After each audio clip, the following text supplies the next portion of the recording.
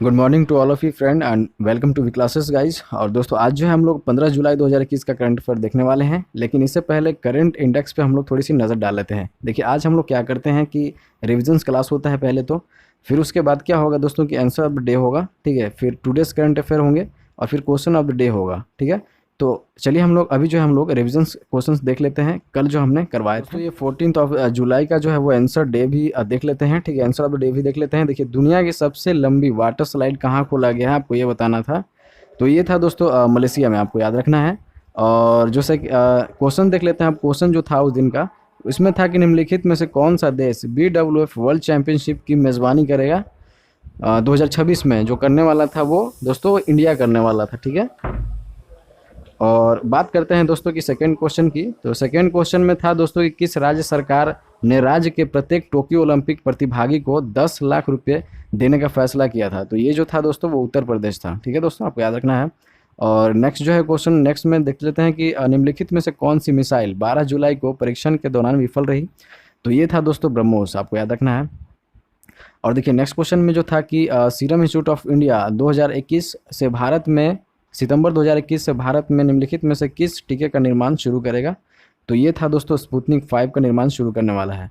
और next question था दोस्तों कि नेक्स्ट क्वेश्चन में था गर्भवती महिलाओं के टीकाकरण के लिए किस राज्य ने मातृ कवच अभियान शुरू करने की योजना बनाई है, ठीक है दोस्तों। तो ये जो है केरला था, ठीक है। और ये जो मातृ कवच है दोस्तों अभियान, वो वेरी वेरी इंपॉर्टेंट रहने वाला हो सकता है, ये पूछते हैं। तो चलिए नेक्स्ट जो क्वेश्चन था दोस्तों, नेक्स्ट क्वेश्चन में हम लोग देख लेते हैं कि जून 2021 में खुदरा मुद्रास्फीति कितनी थी। तो ये थी दोस्तों 6.26%, ठीक है, आपको याद रखना है। और दोस्तों 7 क्वेश्चन में था कि इसमें था कि हाल ही में किस एरोस्पेस एंड डिफेंस मैन्युफैक्चरर ने भारतीय नौसेना को अपना 10वां P-8I विमान प्रदान किया है। तो ये था दोस्तों बोइंग प्रदान करने वाला था, ठीक है। और दोस्तों नेक्स्ट क्वेश्चन में था कि यशपाल शर्मा जिनका हाल ही में निधन हो गया वो डैश से संबंधित थे। तो ये दोस्तों थे क्रिकेट से संबंधित है, ठीक है। और ये 1984 के लगभग में ये इन्होंने वर्ल्ड कप भी खेला था, आपको याद रखना है। और दोस्तों चलिए नेक्स्ट क्वेश्चन जो है, नेक्स्ट क्वेश्चन था कि दुनिया का पहला कंजुगेट कोविड-19 वैक्सीन सोब्राना 2 किस देश द्वारा स्वदेशी रूप से विकसित किया गया था। तो ये था दोस्तों क्यूबा, ठीक है दोस्तों। तो क्यूबा आपको याद रखना है। और क्यूबा का जो कैपिटल है वो हवाना था दोस्तों, ठीक है। और देखिए जो क्वेश्चन ऑफ द डे था दोस्तों कि अपने T20 कैरियर में कौन सा क्रिकेटर 4000 रन को पूरा करने वाला बन गया है, ठीक है। तो ये था दोस्तों क्रिस गेल, ठीक है, तो आपको याद रखना है। चलिए दोस्तों अब हम लोग आज के करंट अफेयर्स को स्टार्ट करते हैं।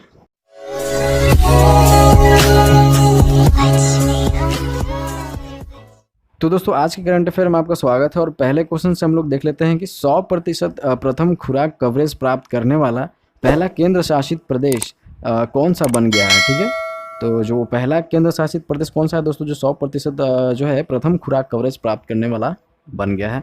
तो ये है दोस्तों लद्दाख, ठीक है, लद्दाख है। और इसमें है दोस्तों कि लद्दाख जो है सभी निवासियों के साथ साथ अतिथि आबादी का टीकाकरण करने वाला भारत का पहला केंद्र शासित प्रदेश बन गया है, जिसमें होटल के कर्मचारी, प्रवासी मजदूर और नेपाली नागरिक शामिल हैं जो कोविड की पहली खुराक के साथ केंद्र शासित प्रदेश में अपनी आजीविका कमा रहे हैं, ठीक है। तो यहाँ जो है दोस्तों कोविड की पहली खुराक जो मिल चुकी है, जिसमें शामिल हैं होटल के कर्मचारी, प्रवासी मजदूर और नेपाली, लद्दाख में जो है अभी आजीविका अपनी चला रहे हैं। तो ठीक है दोस्तों, यहाँ जो है देखिए श्री राधा कृष्णन माथुर जी जो हैं वो लेफ्टिनेंट गवर्नर हैं, आपको याद रखना है। कैपिटल जो है दोस्तों वो लेह है लद्दाख की, ठीक है दोस्तों। चलिए नेक्स्ट क्वेश्चन की ओर बढ़ते हैं। देखिए सेकंड क्वेश्चन है कि 14 जुलाई 2021 को किस शहर ने SCO जो है विदेश मंत्रियों की बैठक की मेज़बानी की है, ठीक है। तो होस्ट करने वाला कौन है दोस्तों SCO का। तो ये जो था दोस्तों दशानबे, ठीक है। तो दशानबे जो है वो मंत्रियों की बैठक की मेज़बानी करी है, ठीक है। तो कुछ जान लेते हैं दोस्तों। देखिए इसमें है दोस्तों कि फॉरेन मिनिस्टर के साथ साथ जो है हमारे इंडिया के जो फॉरेन मिनिस्टर के साथ साथ चाइना, पाकिस्तान और 5 अदर मेंबर कंट्रीज़ के भी जो है इस मीटिंग में पार्टिसिपेशन किया हुआ था, ठीक है। और ये जो है दोस्तों ये जो मीटिंग हुई थी वो दशानबे में हुई थी और तजाकिस्तान में है ये, जो 14 जुलाई 2021 को हुई थी, ओके, आपको याद रखना है। तो यहाँ पे बात हुई थी दोस्तों सिक्योरिटी सिचुएशन इन अफगानिस्तान के लिए, और यहाँ पे बात और भी हुई थी कि पोस्ट कोविड रिकवरी की बात करी गई थी, ठीक है दोस्तों। तो आपको याद रखना है। चलिए और यहाँ पे आप SCO के बारे में थोड़ी सी जान लेते हैं। तो यहाँ सेक्रेटरी जनरल हैं दोस्तों व्लादिमीर नोरो, ठीक है। और हेड क्वार्टर है इसकी दोस्तों बीजिंग जो चाइना में है। और डिप्टी सेक्रेटरी जनरल की बात कर लें तो यहाँ पे देख सकते हो कि सेबर इमानडोसो, सेराली जोनो, वांग किवेन, अजीज़ नोसिरो, व्लादिमीर पोतापेंको। और यहाँ पे जो ऑफिशियल लैंग्वेज है दोस्तों चाइनीज़ एंड रशियन चलती है यहाँ पे। फाउंडेड यहाँ पे फॉर्मेशन किया गया था 15 जुलाई 2001 को दोस्तों। और फाउंडर्स हैं इसके दोस्तों चाइना, रसिया, ताजिकिस्तान, उज्बेकिस्तान, कजाकिस्तान और किर्गिस्तान। तो हमारा जो वो नॉर्थ ईस्ट वाले एरिया देखते हो तो वहाँ जो है वो सारे के सारे कंट्रीज़ शामिल हैं और चाइना, रसिया भी शामिल है। तो चलिए हम लोग दोस्तों नेक्स्ट क्वेश्चन की ओर बढ़ते हैं। और ये जो है किस राज्य ने कुंवर यात्रा 2021 की अनुमति दी है? तो ये है दोस्तों उत्तर प्रदेश। ठीक है दोस्तों, तो उत्तर प्रदेश है जो कुंवर यात्रा 2021 की अनुमति दी है। ठीक है, अब जान लेते हैं दोस्तों कुंवर यात्रा के बारे में थोड़ी सी। तो 13 जुलाई 2021 को मुख्यमंत्री योगी आदित्यनाथ के नेतृत्व वाली यूपी सरकार ने कोविड-19 की संभावित तीसरी लहर को ट्रिगर करने में इस तरह की घटनाओं से उत्पन्न जोखिम पर विभिन्न तिमाहियों द्वारा उठाए गए चिंताओं के बावजूद 25 जुलाई से कुंवर यात्रा की अनुमति दी है। ठीक है दोस्तों, यहाँ के जो यूपी गवर्नर की बात करते हैं तो आनंदीबेन पटेल हैं और सीएम बात करते हैं योगी आदित्यनाथ जी हैं और कैपिटल जो है लखनऊ है दोस्तों। ठीक है, तो यहाँ पे जो है वी टाइप हो गया दोस्तों, तो आप लखनऊ इस तरीके से लिख सकते हैं। चलिए नेक्स्ट क्वेश्चन की ओर बढ़ते हैं। और नेक्स्ट क्वेश्चन है फोर्थ क्वेश्चन में कि गूगल मीट, ठीक है, गूगल मीट ने 3 या अधिक प्रतिभागियों के साथ समूह वीडियो कॉल पर कितनी समय सीमा निर्धारित की है? तो देखिए इसमें जो है दोस्तों जो है 60 मिनट जो है वो निर्धारित टाइम का निर्धारण किया गया है। ठीक है दोस्तों, और कुछ जान लेते हैं इसके बारे में कि गूगल ने व्यक्तिगत जीमेल खातों वाले मुफ्त उपभोक्ताओं के लिए 3 या अधिक प्रतिभागियों के साथ गूगल मीट समूह वीडियो कॉल पर 60 मिनट की सीमा निर्धारित की है। गूगल ने इससे पहले सितंबर 2020 में महामारी के बीच गूगल मीट की अवधि समय सीमा हटा दी थी और इसे जून 2021 तक बढ़ा दिया था। तो टेक दिग्गज जो है टेक जियांट बोलते हैं जिसको, है ना, ने अब 60 मिनट की समय सीमा को बहाल कर दिया है। ठीक है, आपको याद रखना है दोस्तों। और गूगल की बात करें सीईओ सुंदर पिचाई जी हैं। ठीक है, और हेडक्वार्टर जो है यहाँ पे हेडक्वार्टर है दोस्तों माउंटेन व्यूज कैलिफोर्निया यूएसए में है। फॉर्मेशन जो हुआ था दोस्तों 4 सितंबर 1998 को हुआ था। ठीक है, आपको इतना से याद रखना है। चलिए नेक्स्ट क्वेश्चन की ओर बढ़ते हैं। नेक्स्ट क्वेश्चन है दोस्तों कि टोक्यो 2020 ओलंपिक खेलों के उद्घाटन समारोह के दौरान कितने शपथ लेने वाले होंगे? तो अभी जो टोक्यो में ओलंपिक होने वाला है 2020, जो अभी पिछले बार जो पोस्टपोन हो गया था दोस्तों, तो इस कारण से अभी जो है टोक्यो में होने वाला है। तो कितने उद्घाटन समारोह के दौरान जो है वो शपथ लेने वाले हैं दोस्तों? तो मैं आपको बता दूं दोस्तों कि इसमें जो है वो 6 हैं। ठीक है दोस्तों, तो 6 आपको याद रखना है। और कुछ जान लेते हैं। देखिए लैंगिक समानता सुनिश्चित करने के लिए टोक्यो 2020 ओलंपिक खेलों के उद्घाटन समारोह में शपथ लेने वालों की संख्या 3 से दोगुनी कर 6 कर दी गई है। ठीक है दोस्तों, तो पहले जो था वो 3 था। ठीक है, पहले जो था 3 था, अब दोगुनी कर दी गई है। ठीक है, दैट मीन्स 6 जो है वो अभी उनकी शपथ दिलाई जाएगी। ठीक है, और 1920 से खेलों का अभिन्न अंग रहे जापान प्रत्येक समूह से एक पुरुष और एक महिला प्रतिभागी को चुनेगा। उनके अलावा 2 कोच और 2 न्यायाधीश भी इस बार ओलंपिक शपथ में ओलंपिक शपथ लेंगे। ठीक है दोस्तों, और पिछले बार की बात करी जाए तो सभी प्रतिभागियों की ओर से एक कोच और एक जज के साथ मेज़बानी देश के एक एथलीट द्वारा ओलंपिक शपथ ली गई थी। तो पहले क्या था दोस्तों कि जो है कि एक कोच, एक जज, ठीक है, और उसके साथ एक एथलीट। ठीक है, बस ये था। लेकिन अभी जो है दोस्तों 2 कोच और यहाँ पे देख सकते हो 2 कोच और 2 न्यायाधीश भी इस बार ओलंपिक में शपथ लेंगे। ठीक है दोस्तों, आपको याद रखना है। और यहाँ पे देख सकते हो कि Olympic games Tokyo 2020 will being on. तो यहाँ पे 23 जुलाई 2021 में जो है वो ओलंपिक गेम टोक्यो 2020 स्टार्ट होने वाला है। ठीक है, और ये जो समाप्ति होगी दोस्तों संडे 8 अगस्त को होगी। ठीक है, तो 2021 को। ठीक है, चलिए और दोस्तों बात करते हैं, कुछ और भी जान लेते हैं। देखिए यहाँ पे जो है द प्रीवियस बीइंग इन देखिए यहाँ पे जो दोस्तों जो सबसे अभी जो इससे पहले ओलंपिक खेली गई थी वो 2018 में कहाँ खेली गई थी? प्योंगचैंग जो है, प्योंगचैंग साउथ कोरिया में खेली गई थी। और जो नेक्स्ट खेलने वाले हैं दोस्तों वो बीजिंग चाइना में खेलने वाले हैं, जो 2022 में होस्ट होने वाला है। ठीक है, और यहाँ पे आप देख सकते हो कि बैरोन पीरे डी कॉब्रिटिन, ये जो फाउंडेड फाउंडर थे दोस्तों इंटरनेशनल ओलंपिक कमेटी के। जो फाउंडर थे 1894 में इन्होंने फॉर्मेशन किया था, और leading to the first modern games. और यहाँ पे जो फर्स्ट मॉडर्न गेम्स का जो लीड किया हुआ था दोस्तों, ये था एथेंस में हुआ था, और ये 1896 में हुआ था। ठीक है दोस्तों, आपको याद रखना है। तो चलिए हम लोग नेक्स्ट क्वेश्चन, और ये जो क्वेश्चन देख सकते हो दोस्तों कि 6 क्वेश्चन है, केंद्र सरकार के कर्मचारियों के लिए महंगाई भत्ते को 1 जुलाई 2021 से बढ़ाकर कितना कर दिया गया है। तो दोस्तों ये जो है 28% कर दिया गया है। ठीक है, B option will be right answer of this question.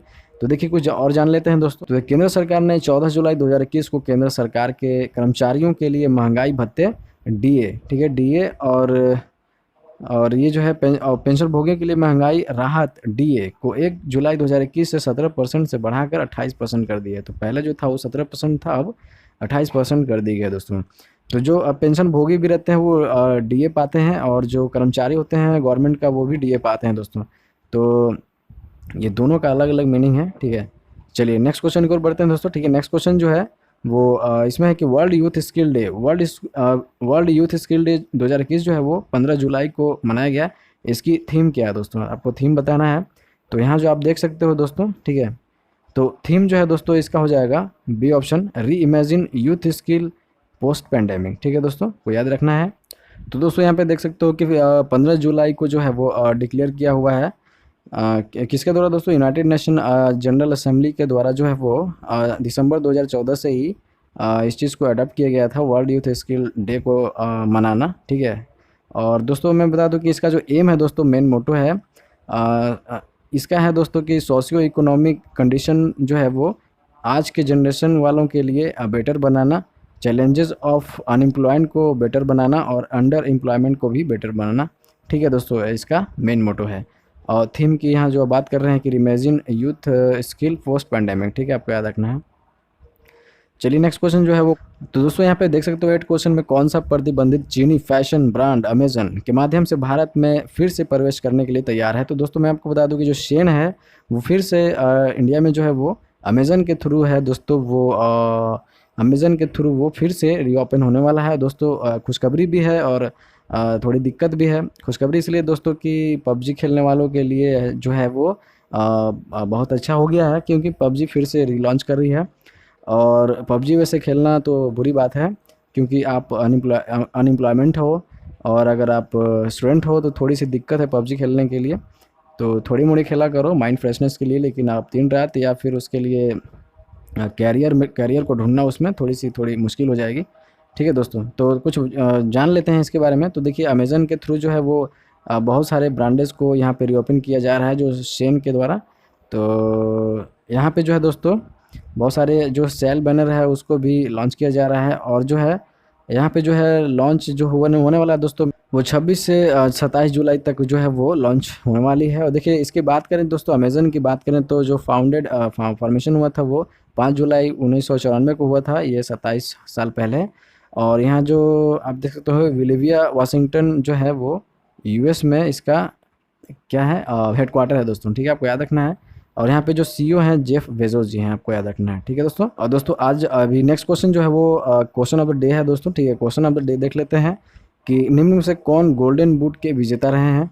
ठीक है, तो ये हालांकि एक दो दिन पहले का क्वेश्चन है, लेकिन ये न्यूज़पेपर में है, मुद्दे में है, तो ये वेरी वेरी इंपॉर्टेंट रहने वाला है दोस्तों। ठीक है, तो यहाँ पे आप ऑप्शन देख सकते हो, क्रिस्टियानो रोनाल्डो है, लियोनेल मेसी है, और ये नेमार है, और एंड्रेस इनेस्टा है। ठीक है, तो आपको जो है वो कमेंट में बता सकते हो, या तो फिर हम लोग कल इसके बारे में देखते हैं। ठीक है दोस्तों, तो दोस्तों सेशन कैसा लगा ये आप बताने के लिए आप लाइक शेयर सब्सक्राइब कर सकते हो दोस्तों। ठीक है, लाइक तो ज़रूर करना। और दोस्तों मेरे चैनल पे जो है वो एसएससी रेलवे बैंकिंग ये सब की तैयारी की जाती है, और साथ ही स्टेट एग्ज़ाम है उसकी भी तैयारी की जाती है। और दोस्तों मैं बता दूं जेपीएससी और जेएसएससी के जितने भी कंटेंट होते हैं, इंपॉर्टेंट कंटेंट होता है, सिलेबस होते हैं, उनको कवर किया जाता है। तो आप मेरे चैनल पे बने रह सकते हो। तो चैनल को सब्सक्राइब करके आप मेरे वीडियोस के प्लेलिस्ट में जा सकते हो, वहाँ पे देख सकते हो। ठीक है दोस्तों, तो चलिए हम लोग नेक्स्ट क्लास में मिलते हैं, तब तक के लिए धन्यवाद।